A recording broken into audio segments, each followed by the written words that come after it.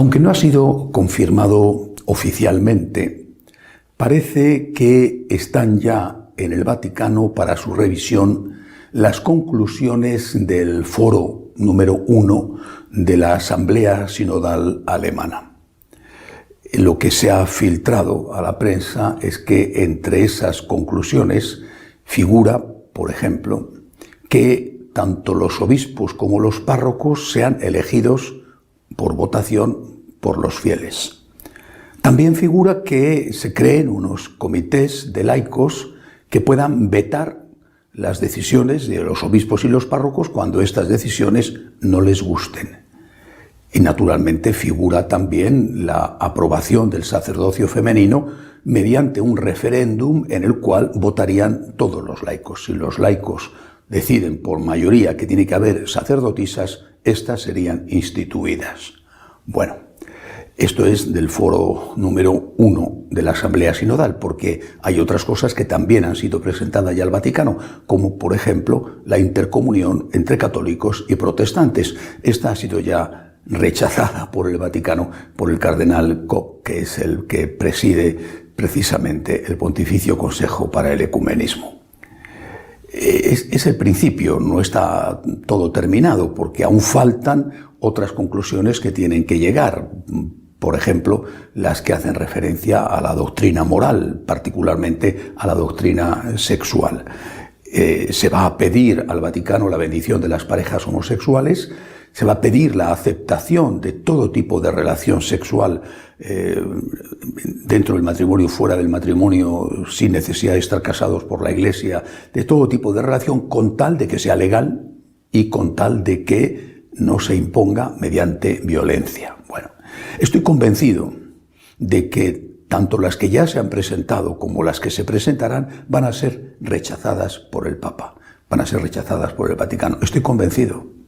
Una prueba de ello es que esta misma semana el Papa ha destituido al obispo auxiliar de Basilea en Suiza, la Suiza de lengua alemana, porque había pedido públicamente la celebración de un concilio para la aprobación del sacerdocio femenino. Lo ha dicho y a los pocos días ha sido destituido. Es decir, estoy convencido de que el Vaticano en este punto no bromea. No se van a aprobar. Estamos, por lo tanto, ante un final. Estamos ante el penúltimo acto de una tragedia, porque el último acto, obviamente, tendrá lugar cuando el Vaticano rechace sus peticiones. Entonces, se tendrán que poner las cartas sobre la mesa y se sabrá qué van a hacer. Ya el obispo de Essen, que es precisamente el que preside el foro número 1 que ha presentado ya estas peticiones al Vaticano, el obispo de Essen ya dijo hace tiempo que si no les dan lo que piden, ellos van a ir al cisma. Lo dijo así abiertamente y añadió que ese cisma va a ser mucho más grave que el de Lutero, porque va a estar más extendido. El de Lutero tenía digamos, un marco nacional en Alemania, pero en cambio dijo el obispo de Essen, va a ser universal porque hay muchos obispos y sacerdotes que piensan como ellos. Bueno, esto veremos si ocurre o no ocurre, pero en todo caso estamos representando ese penúltimo acto de una tragedia. Tenemos que preguntarnos si este es el penúltimo acto, ¿cuál fue el primer acto? Es muy importante saberlo. ¿Cuál es el origen de todo esto? Algunos quizá piensen que el origen de esto, de esta deriva protestante dentro de la Iglesia Católica, incluso más radical que los protestantes, el origen de esto es el Concilio Vaticano II. Es posible que algunos piensen eso. Yo no lo creo. Yo creo precisamente que el origen de esto empezó el día en que se clausuró el Concilio Vaticano II, porque ese mismo día, el día en que terminó el concilio oficialmente, ese mismo día, aquellos que habían promovido el concilio y que habían ganado en el concilio, ese mismo día empezaron a ir contra el concilio. Los que habían vencido en el concilio, los progresistas, los liberales, desde el momento en que el concilio termina, empiezan a ir contra el concilio. Se convierten en los más furibundos enemigos del Concilio Vaticano II. ¿Por qué digo esto? Aparentemente no fue así, pero eso es lo que ocurrió. Porque desde el momento en que termina el Concilio Vaticano II, ellos empiezan a decir que el concilio tenía que ser interpretado en función de algo que se llamó el espíritu del concilio, una cosa ambigua, una cosa no concretada, una cosa no escrita, el espíritu del concilio, pero que era la interpretación del concilio en ruptura, en discontinuidad con los 2000 años anteriores de historia de la Iglesia, incluida la palabra de Dios. Para estos, repito, los que habían triunfado, los del espíritu del concilio, para estos el concilio no les servía, no era suficiente. Ellos reprocharon siempre al Papa Pablo VI que dijera con claridad que no estaba dispuesto a firmar las actas conciliares si estas actas conciliares vulneraban la doctrina, el magisterio anterior de la Iglesia. El Papa Pablo VI evitó lo peor,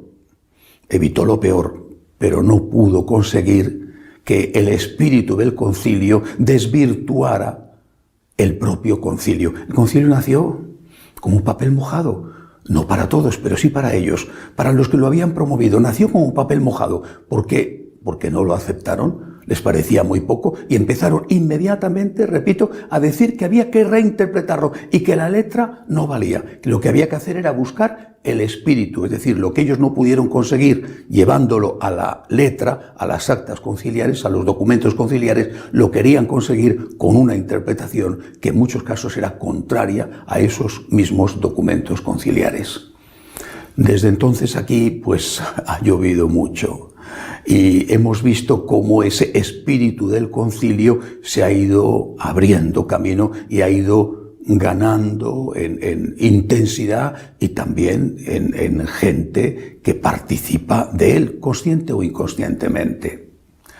Benedicto XVI se dio cuenta enseguida. Él era un padre conciliar y estaba entusiasmado con la reforma, pero inmediatamente que acabó el concilio, enseguida comprendió que el espíritu del concilio era el enemigo del concilio. Un ejemplo fue cómo tuvo que separarse de algunos de sus amigos, de sus compañeros concilio, como Hans King, y cómo la revista Communio, que surge para fomentar el concilio, la revista Communio es abandonada, entre otros, por Joseph Ratzinger, el futuro Benedicto XVI, entre otros, y tiene que fundar la revista Communio. ¿Por qué? Porque se había convertido Concilium en un instrumento de ese espíritu del concilio en contra de la letra del concilio. Más aún, estos del espíritu del concilio se atreven, tienen la osadía de calificar de anticonciliares a todos aquellos que no están de acuerdo con ellos. Los que están a favor del Concilio Vaticano II interpretado en continuidad, con 2000 años de historia y con la palabra de Dios, son para ellos anticonciliares. Con el concilio, para ellos, empieza la llamada Nueva Iglesia. Una nueva Iglesia que está ahora llegando, como he dicho, a su última etapa. Una nueva Iglesia que vive su penúltimo acto de tragedia. ¿Por qué? Porque si el Vaticano no les da lo que piden y no se lo va a dar, jamás lo va a hacer.